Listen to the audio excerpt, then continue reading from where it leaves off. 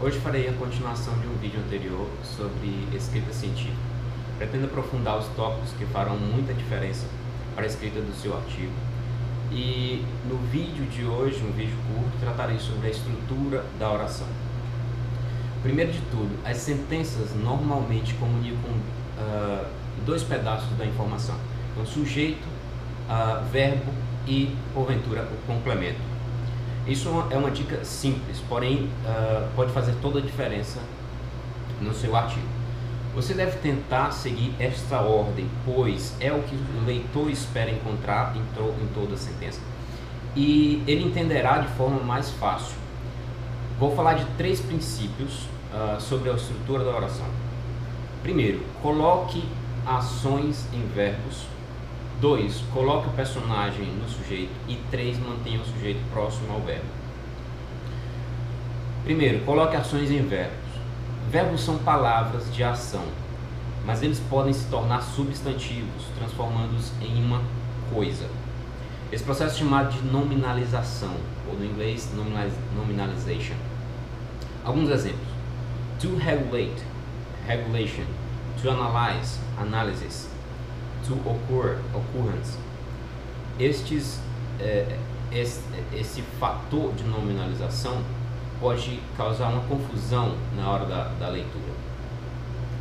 Não tem nada inerentemente errado com isso, porém todo leitor espera a ação principal da oração se encontrar no verbo. Vamos a um exemplo.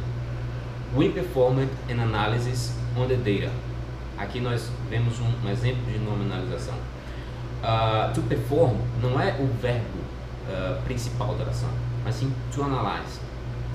Uma forma mais adequada para a escrita científica seria We analyzed the data. Este é um exemplo simples, mas em sentenças mais complexas isso pode gerar um problema. Atenção, muitas vezes nominalização é útil para resumir a ação de uma sentença anterior. Em outro vídeo abordaremos o encadeamento de frases, e nesse caso esse ponto é muito importante. We analyzed the data. This analysis demonstrated the need for additional experiments. Então veja que a análise faz uma ligação com a oração, a sentença anterior. Vamos ao princípio 2. Colocar o personagem no sujeito. O leitor espera o principal personagem da oração esteja no sujeito e no início da frase. Um exemplo. The movement in the liquid of the bacteria was accomplished by ammonia. Neste caso, o sujeito não é the movement in the liquid. O ator principal é bacteria. Então, esse termo tem que ir para o início da frase, ficando assim. The bacteria move themselves in the liquid with ammonia. Então, a estrutura da frase é mais adequada. O personagem não tem que readequar a frase em mente, e ele entenderá de cara, ficando mais fácil.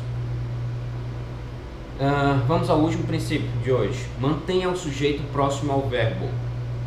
Vamos a uma sentença um pouco mais longa. Farmers that understand the difference between the soil requirements of plants when they are seedlings and the requirements when they are in mature are in high demand.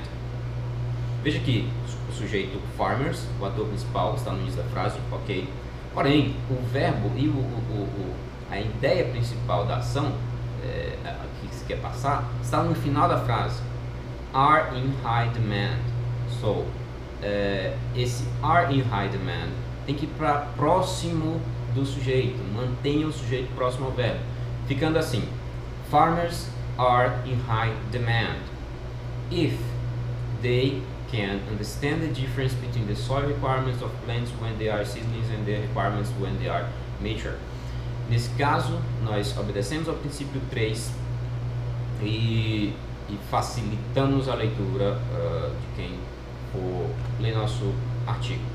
Okay? Algo semelhante acontece com listas longas. Muito cuidado quando você coloca vários itens separados por vírgula isso pode alongar muito a sua sentença. E também você pode aplicar o princípio 3. Você inicia uma longa lista de coisas sem contextualizar e o verbo irá aparecer no final. Veja: peanuts, shrimp, almonds, milk, or anything else with lactose, and wheat, or anything with gluten, all represent things that people are commonly allergic to. Você não sabe o que está lendo até o final. Aí você deve ler novamente para entender. Para melhorar, apenas contextualize. Sempre contextualize a ideia que você quer passar. Então, fica assim: people are commonly allergic to things like peanuts, shrimp, and so on. Então você continua toda a listagem e você pode ter uma listagem tão longa quanto achar conveniente, ok? Então aí a gente fecha o princípio 3. Por hoje é só. Para exercitar, procure em um artigo qualquer a ocorrência destes 3 princípios. Se tiver interesse em vídeos futuros, é só curtir a página.